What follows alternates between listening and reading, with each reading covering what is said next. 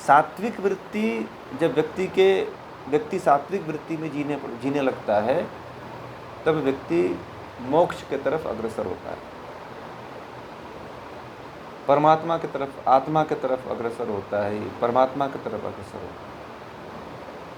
और जब तामसिक वृत्ति में जीता है तो पाप की तरफ अग्रसर होने लगता है। और ये वृत्तियां हर व्यक्ति के जीवन में या सुबह से लेकर के शाम तक जो है के काल में जो है उसे ये तीनों वृत्तियां देखने को मिलती हैं उसके जीवन में। किसी न किसी क्षण कभी सात्विकता बढ़ जाती है, कभी राजसिकता बढ़ जाती है और कभी तामसिकता बढ़ जाती है। कभी कभी आप लोगों ने देखा होगा कि आपके जीवन में सुबह में ये इसका कोई समय सीमा नहीं है कि कब ये बढ़ जाए, कब जग जाए, कब घट जाए। ये आपके जो मन है, मन जो है जब इंद्रियों के विषयों से संपर्क करता है, ये तब बढ़ती हैं जब मन जो है इंद्रियों के विषयों से संपर्क करता है तो विषय जो है,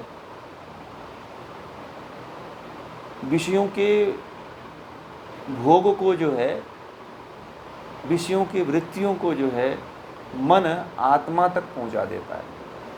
और जैसे ही आत्मा तक इंद्रियों के विषयों की अनुभूति होती है, आत्मा बार बार भोगने की कोशिश करती है। फिर बुद्धि वहाँ पे थोड़ा कंट्रोल करने का प्रयास करती है, परंतु बुद्धि से ज़्यादा शक्तिशाली आत्मा होता है, आत्मा होती है और आत्मा जो है उसको भोगने की कोशिश करती है। ठीक है। और उसमें उस समय जब भोगने की जब वृत्ति बढ़ती है तो उसमें तामसिकता बढ़ी हुई होती है, तामसिक गुण बढ़ा हुआ होता है। और तामसिक जो गुण होता है वह कहाँ से कार्य करता है? वह काम करता है, तामसिकता का मतलब होता है एक तरह से मूढ़ता, तंद्रा, आलस्य। ठीक है। वहाँ पे क्या होता है कि सत्व गुण और रजस गुण दोनों क्षीण हो जाता है, तामसिक गुण प्रभावी हो जाता है और व्यक्ति भोग में लिप्त हो जाता है, पाप में लिप्त हो जाता है। किसी को मारने की, किसी को काटने की, किसी के ऊपर बुरा करने की,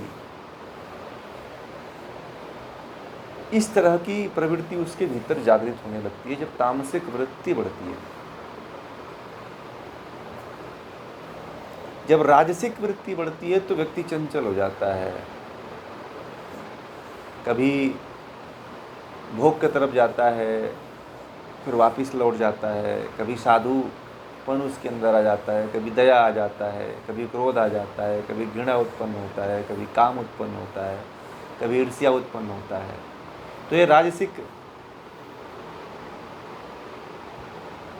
गुण जब बढ़ता है तो ऐसा होता है। और सात्विक गुण जब बढ़ता है तो व्यक्ति ईश्वर की तरफ बढ़ने लगता है, आत्मा की तरफ बढ़ने लगता है, ज्ञान की तरफ बढ़ने लगता है। जो अभी आप लोग जो 1 घंटे अभी जो पढ़ रहे हो और ध्यानपूर्वक मेरी बातों को सुन करके अपने जीवन में उतार रहे हो, जितने काल तक मेरे साथ बैठे हुए हो उतने काल तक आप सात्विक गुण में हो, क्योंकि अच्छे कार्य के प्रति आप लोग लगे हुए हो। वीडियो ऑन रखा करें सभी लोग। तो सात्विक गुण के तरफ आप लोग अग्रसर हो रहे हैं। ठीक है।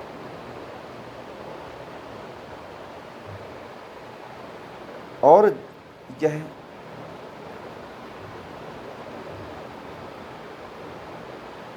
ये इसलिए विचलित होता है कि एकाग्रता नहीं है, विरोध, चित्त के वृत्तियों का निरोध नहीं है। अब यहाँ पे क्या होता है कि चित्त की वृत्तियों का निरोध जो है योगाभ्यास से होता है, बार बार अभ्यास करने से होता है। महर्षि पतंजलि ने कहा अभ्यास और वैराग्य, यदि आप अभ्यास करते हो कि मुझे बुरी वृत्तियों की तरफ नहीं जाना है, रोकना है, ठीक है, तो रोकने का प्रयास आपको बार बार करना। जैसे मान लीजिए कि नदी की धारा बह रही हो, वहाँ पे बार बार बांध आपको बनाना पड़ेगा, बार बार बहते हुए पानी को रोकना पड़ेगा, ठीक है। तब जा कर के जो है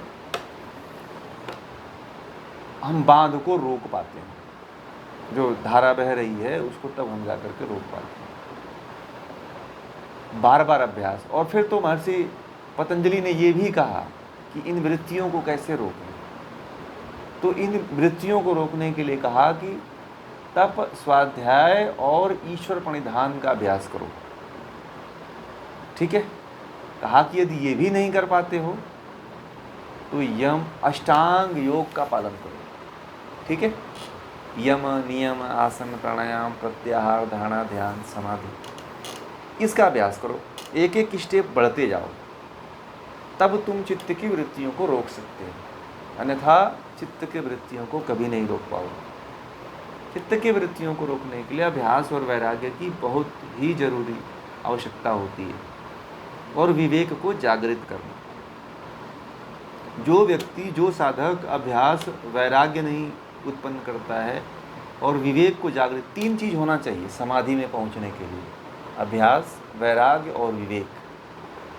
दूसरा उपाय है तप, स्वाध्याय और ईश्वर प्रणिधान। और तीसरा उपाय है अष्टांग योग: यम, नियम, आसन, प्राणायाम, प्रत्याहार, धारणा, ध्यान, समाधि। जब इन तीन मार्गों का आप उपयोग करते हो, तब जाकर के वृत्तियों का निरोध करने में सक्षम हो पाते हो। आप ऐसे नहीं कर पाओगे, ठीक है। ऐसे वृत्तियां निरोध होती हैं, मन एकाग्र होता है, तब जाकर के आप समाधि में पहुंचते हो। समाधि में पहुंच करके आत्मा को जानते हो। आत्मा को जानने के बाद फिर परमात्मा को जानते हो। फिर आप पूर्ण सत आनंद में फिर निमग्न हो जाते हो। फिर समाधि लग जाती है, मोक्ष हो जाता है। फिर बार बार ये जो जन्म लेने का जो चक्र है वह खत्म हो जाता है। महर्षि पतंजलि ने यही तो कहा कि चित्त की वृत्तियों का निरोध ही योग है। चित्त की वृत्तियों को रोक दो, यही योग है, यही समाधि है। जब तक आप नहीं रोकोगे तब तक समाधि में नहीं पहुंच पाओगे। और दुनिया का सबसे सरल मार्ग यदि कुछ है तो अष्टांग योग है। इससे सरल मार्ग दुनिया में अब तक कोई नहीं है, ठीक है। अष्टांग योग से सरल मार्ग दुनिया में अब तक कोई नहीं है। और इसी मार्ग को जितने भी बड़े बड़े महापुरुष हुए, विद्वान हुए, अपने अपने माध्यम से, इसमें से महात्मा बुद्ध ने इधर उधर करके 8 मार्ग उन्होंने भी निकाला। महावीर ने भी इन्हीं मार्गों से पंचशील आदि का जो है संयम, सत्य, अहिंसा, अस्तेय, ब्रह्मचर्य, परिग्रह को लेकर के उन्होंने भी सिद्धांत बनाए। तो यदि रास्ता कहीं से जाता है, मोक्ष का रास्ता इसी अष्टांग योग से होकर के जाता है। चाहे आप इस रास्ते पे आज चलो, चाहे कल चलो, चलना तो इसी रास्ते से पड़ेगा।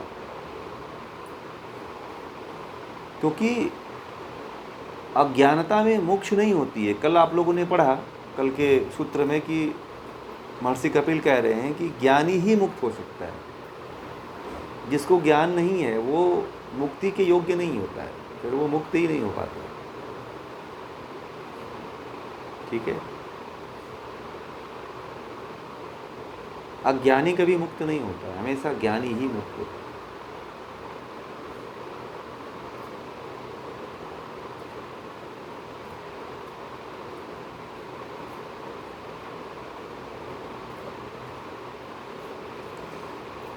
अब देखिए, जैसे वृत्तियां हैं उसी तरह से क्लेश हैं, ठीक है।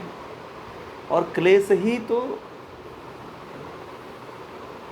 सभी, जो अविद्या है, अविद्या ही सभी क्लेशों की जननी है।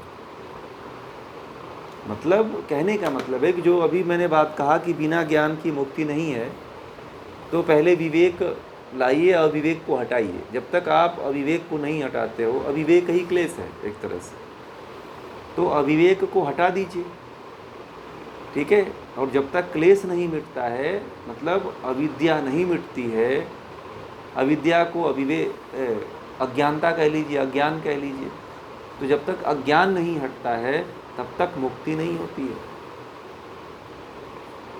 हम जो ज्ञान नहीं है उसको ज्ञान मान बैठे हैं। मैंने अविद्या का क्लेशों का प्रयोग करवाया था ना, सभी क्लेशों का प्रयोग करवाए थे, 5 क्लेशों का प्रयोग करवाए थे, अविद्या, अस्मिता, राग, द्वेष, अभिनिवेश, पंच क्लेश। तो जो 5 क्लेश हैं, ये जब तक 5 क्लेश को आप अपने जीवन में प्रयोग नहीं करते हो तब तक आप इसको समझ भी नहीं पाओगे। और सभी जो क्लेश हैं, इन सभी क्लेशों की जननी अविद्या है, और अविद्या के रहते हुए किसी भी व्यक्ति का मोक्ष नहीं हो सकता है,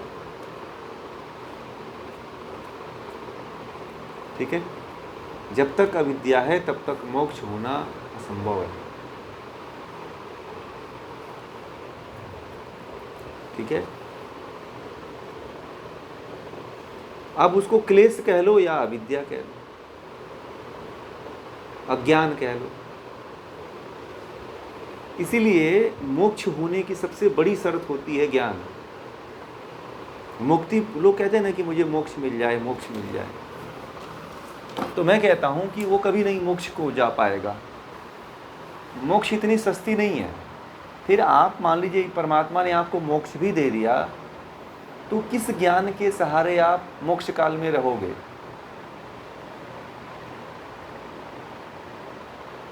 और परमात्मा, जब तक आपके अंदर एबिलिटी नहीं आती है ज्ञान की, जब तक आप योग्य नहीं होते हो, ज्ञानी नहीं होते हो, तब तक मोक्ष के योग्य होते भी नहीं हो। परमात्मा ने ऐसा रास्ता बना रखा है कि मैंने इसीलिए कहा कि इसी रास्ते से चाहे आज जाओ चाहे कल जाओ, आपको जाना तो पड़ेगा। बाकी आप कोई और दुनिया का मार्ग अपना लेना, आप उस रास्ते पे नहीं पहुंच पाओगे।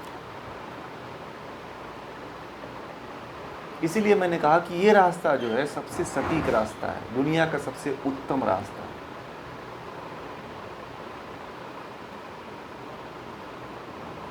और चाहे इस जन्म में कर लो चाहे उस जन्म में कर लो, शुरुआत तो यहीं से करनी पड़ेगी। क्योंकि मुक्ति की शर्त ही होती है ज्ञान। मुक्ति की पहली शर्त होती है ज्ञान। जब तक आपको ज्ञान नहीं तो मुक्त हो ही नहीं पाओगे।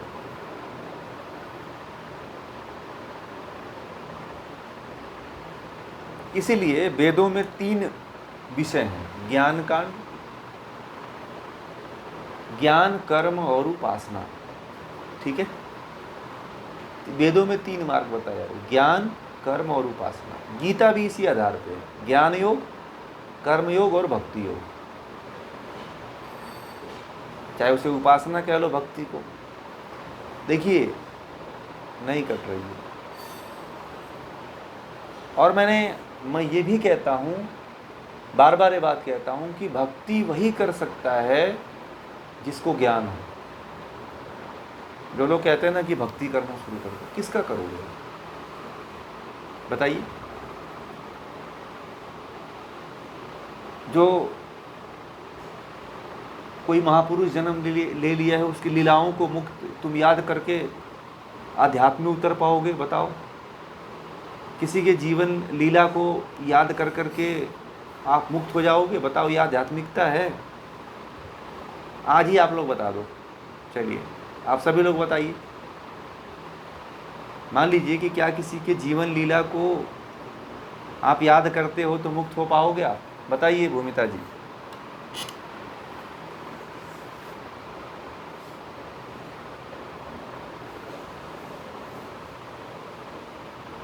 बताइए। उसमें आपका हित अहित क्या हो रहा है, ये बताइए। कौन बताएंगे?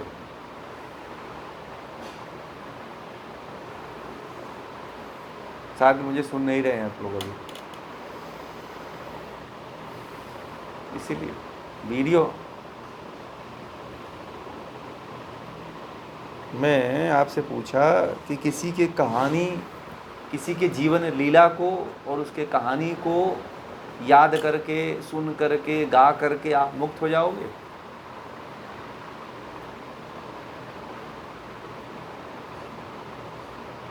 क्यों नहीं मुक्त होगे भैया? यही तो दुनिया कर रही है, तो आप क्यों नहीं मुक्त होंगे?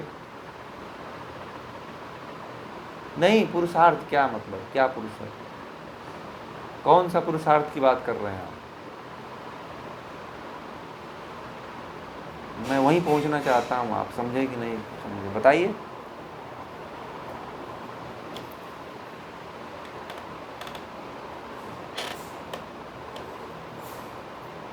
नहीं, ये तो आप अपनी बात बोलो, ये तो पुस्तक की, पुस्तक की भाषा मत बोलिए, अपनी बात बोलिए। कर्मों में कुशलता तो ये गीता की बात है, आप अपनी बात बताइए, जो मैं जिस स्तर से।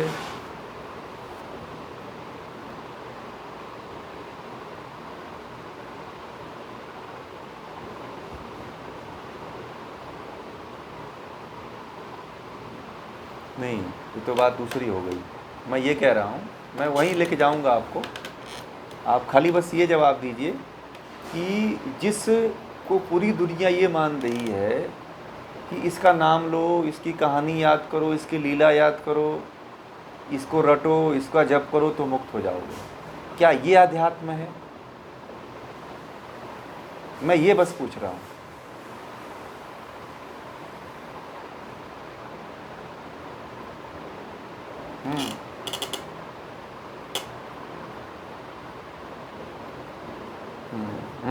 सही बात।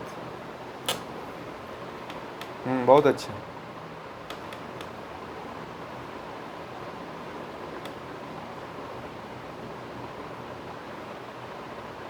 और कोई बताएंगे? ठीक है, आपने अच्छा बताया।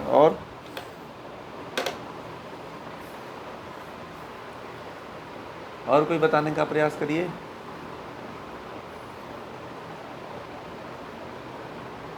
सुनीता जी बताइए।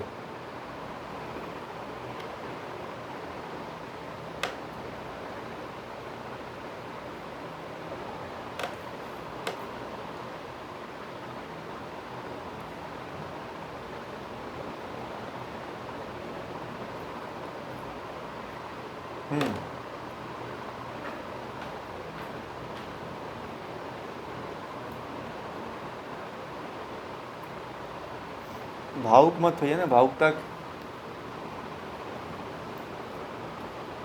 अच्छा अच्छा भावुक मत होइए, वृत्तियां हैं तो भावुकता आती है कभी कभी ये तो। और बताइए ज्योति जी।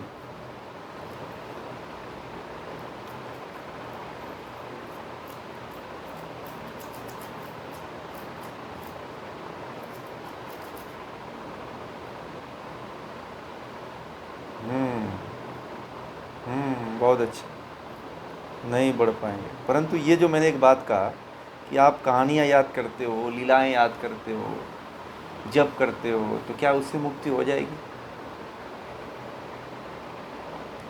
पूरी दुनिया तो इसी को मान रही है ना। किस? हाँ, उससे मुक्ति नहीं होगी। नहीं, वो आ भी जाएगी तो आप लीला थोड़ी करोगे।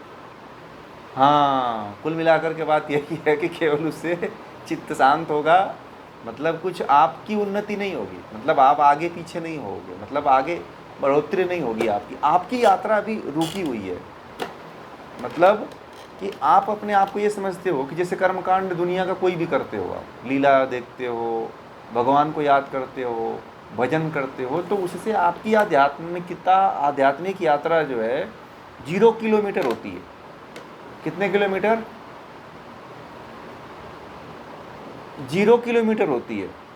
और जब, हाँ 0 किलोमीटर होती है, और जब आप अपने वास्तविक धरातल पर आकर के आप अपने मन को देखना शुरू करते हो, अपने चित्त को देखना शुरू करते हो, यम नियम का पालन करना शुरू करते हो, तब आप पता चलता है कि हम कितने पानी में हैं। क्या हम वास्तव में सत्य बोलते हैं? क्या हम वास्तव में अहिंसा का पालन करते हैं? क्या हम वास्तव में अस्तेय का पालन करते हैं, चोरी नहीं करते हैं? क्या हम वास्तव में ब्रह्मचर्य का पालन करते हैं, ईश्वर की चर्या का पालन करते हैं? क्या हम वास्तव में अपने जीवन जीने के लिए केवल अपनी वस्तुओं को संग्रहित करते हैं?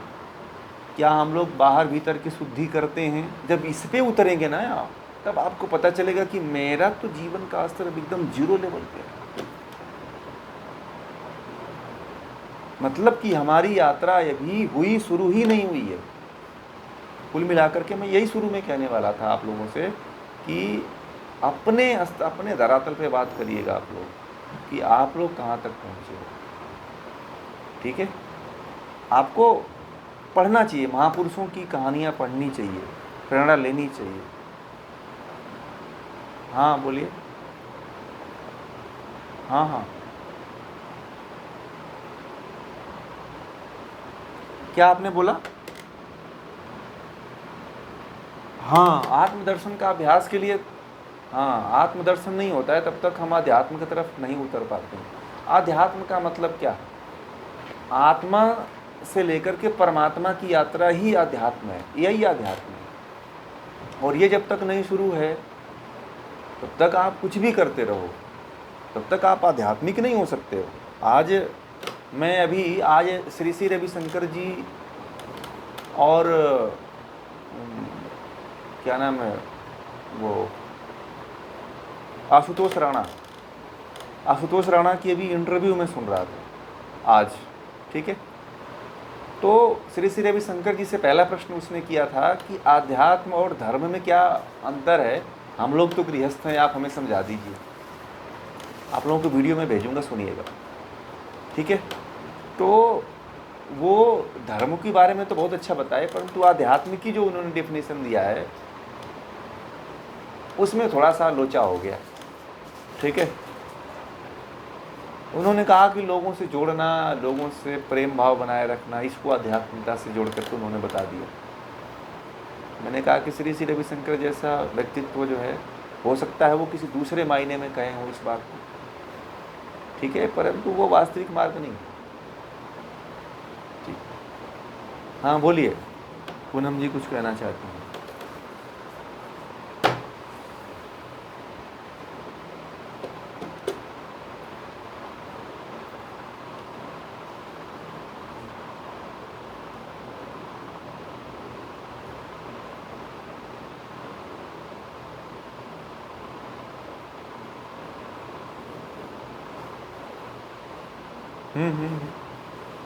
आपकी देखिए, आपने जो सोचा है अपने स्तर से वो भी ठीक ही है कि ये घेरा है, घेरे में हम बंधे हुए हैं और उसमें कर्मकांड कर रहे हैं और उसी को हम आध्यात्म मान रहे हैं। ठीक है, और हम जो है जहाँ से हम जिस घेरे में रह कर के अपनी आध्यात्मिकता की पूरी यात्रा और जो संतुष्टि कर रहे हैं, वो बात आपकी सही है।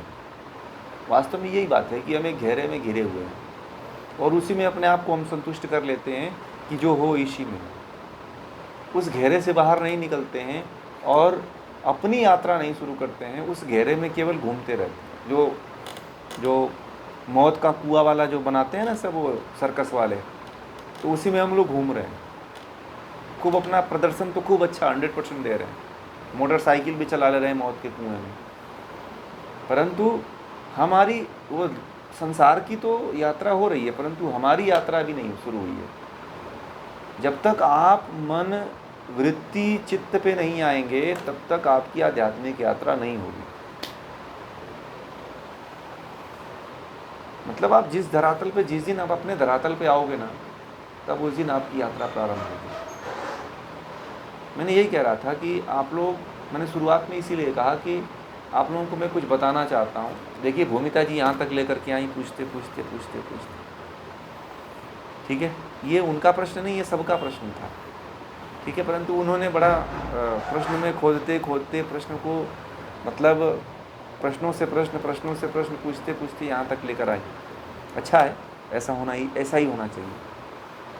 ऐसे ही प्रश्न को लेकर आना चाहिए, तो ज्ञान और निखरता है, ज्ञान और बाहर आता है। योग दर्शन का महत्व और पता चलता है। पढ़ने का तब तात्पर्य निकलता है कि हम लोगों ने पढ़ा है वास्तव में। प्रयोग तब होता है जब ज़्यादा प्रश्न आते हैं। मैंने बार बार आपसे लोगों से इसलिए कहता हूँ कि प्रश्न जब ज़्यादा आएगा तो योग दर्शन का चाहे सांख्य का प्रयोग वैसे ही होता चला जाएगा।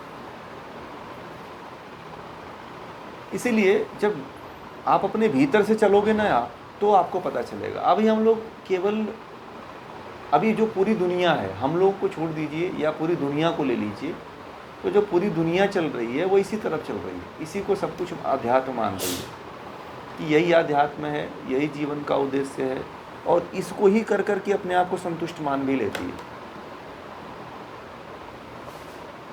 एक व्यक्ति था, वह अपने पत्नी के साथ घूम करके सारे तीर्थों को करके आकर के बैठ करके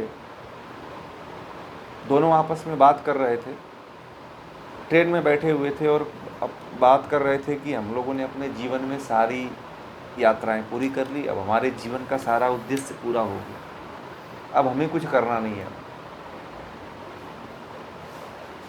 तो उसी में कोई विद्वान बैठा हुआ था, तो उसने कह दिया कि अभी तो आपकी यात्रा पूरी ही नहीं हुई, आपने तो संसार की यात्रा किया है, आपकी यात्रा तो पूरी नहीं।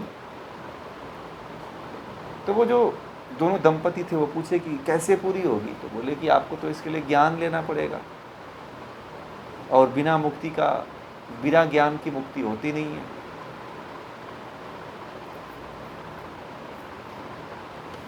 तो वो जो दंपति था फिर आए, घर पे लोगों से मिले और मिल करके फिर जो है उस ज्ञान की तरफ अग्रसर हो गए।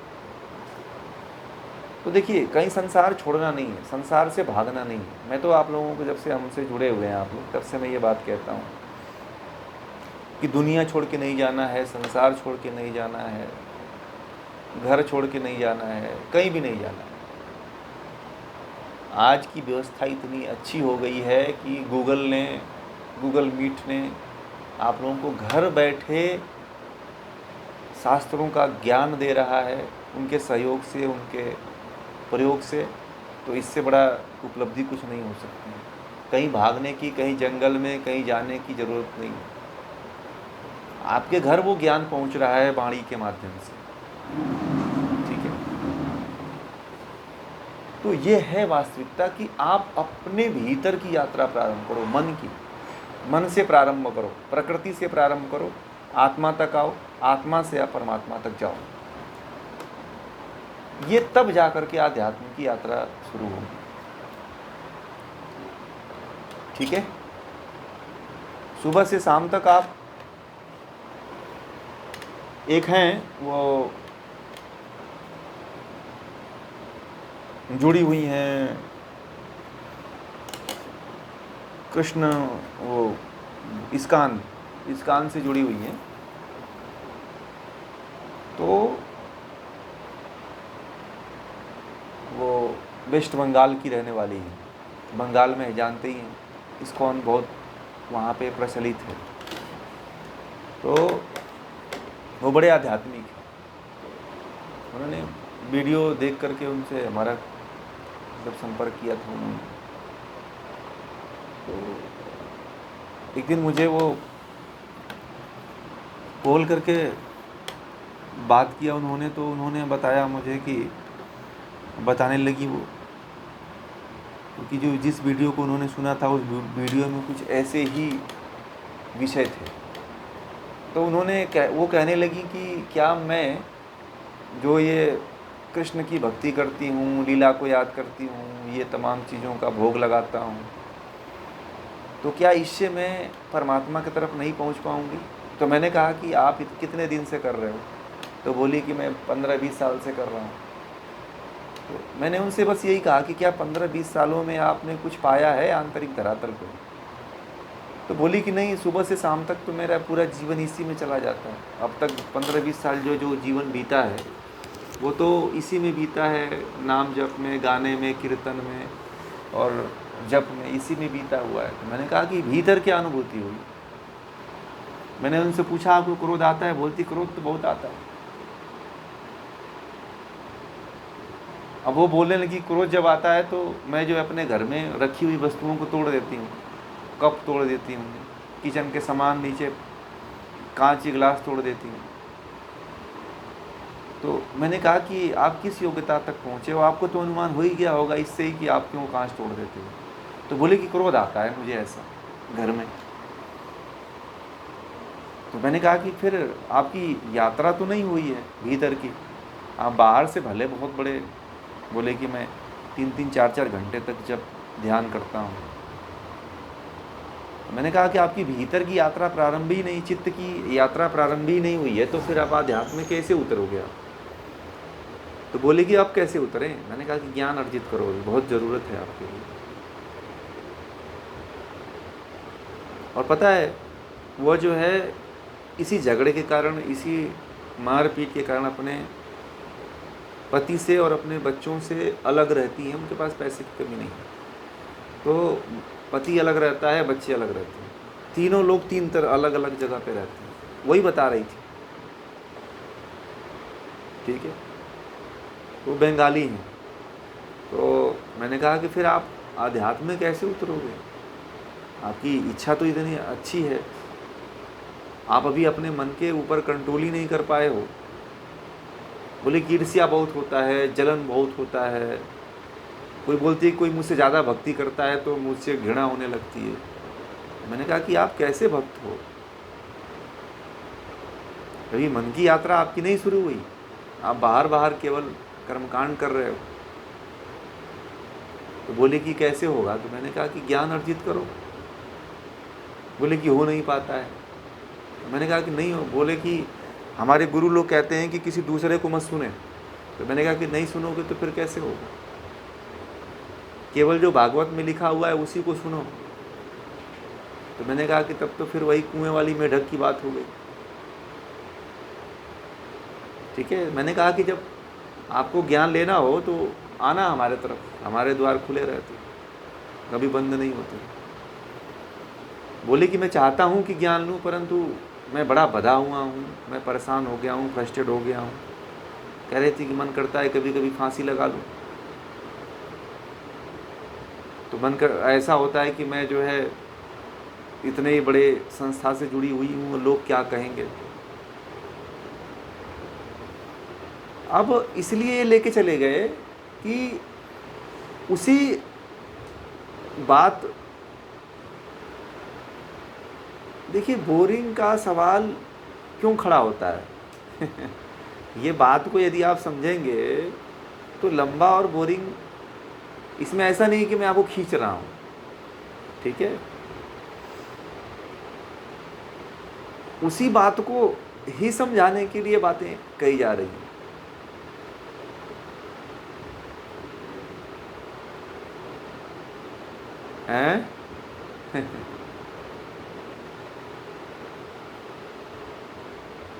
हाँ हाँ हाँ, बात सही है।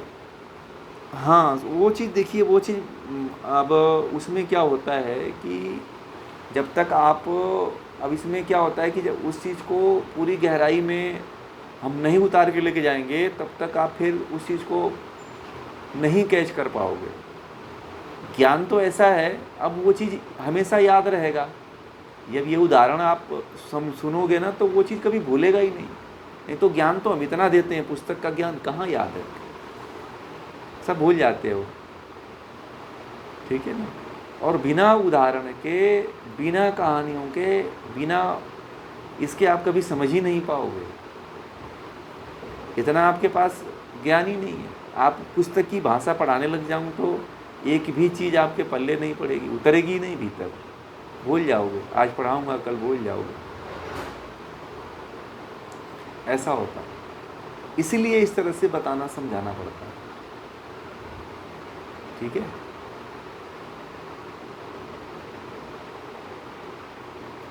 थोड़ा सा गहराई में जाएंगे तो आपको पता चलेगा कि विषय वही है। उसी विषय को समझाने के लिए कि आप किस रास्ते पे हो। मैं उदाहरण उनका इसलिए दिया कि वो यात्रा तो कर रही है परंतु मुख्य रूप से आध्यात्म के तरफ नहीं है, ठीक है। वो पूरा 24 घंटा राम राम हरे कृष्णा का कीर्तन कर रही हैं, ये करने के बाद भी उनके अंदर उनके जीवन में कोई प्रभाव नहीं पड़ा, यही तो बताना चाहते हैं। और वही चीज़ मैं आप लोगों को कहना चाहता हूँ कि आप लोगों के भी जीवन में ऐसा नहीं होना चाहिए। आप सब कुछ कर रहे हो परंतु फिर आप उसी वृत्ति में आके बातें करने लग जा रहे हो, उसी तरह का भाव आपके अंदर आ जा रहा है, तो फिर आपकी भी यात्रा वही है, फिर 0 लेवल की है। तो आप ये बताने से यही होगा कि फिर आप के अंदर इस तरह की वृत्ति आएगी तो आप अपने आप को कंट्रोल कर लोगे, ठीक है। इसलिए सारी बातें उदाहरण दे करके बताई जाती हैं, ठीक है। हर तरह से संभाला जाता है, एक तरह से आलम्ब दिया जाता है कि इधर डगमगाओ तो इधर से रुक जाओ, इधर गिरो तो इधर से कोई संभाल ले। इसीलिए इस तरह के उदाहरण दे दे करके आपको समझाया जाता है, बताया जाता है। बाकी और कोई लंबा विषय करने का हमारा उद्देश्य नहीं है, समझ रहे हैं। कोई भी विषय को बताने का मेरा लंबा विषय नहीं है कि लंबा विषय में खींच के लेके चलो, ठीक है।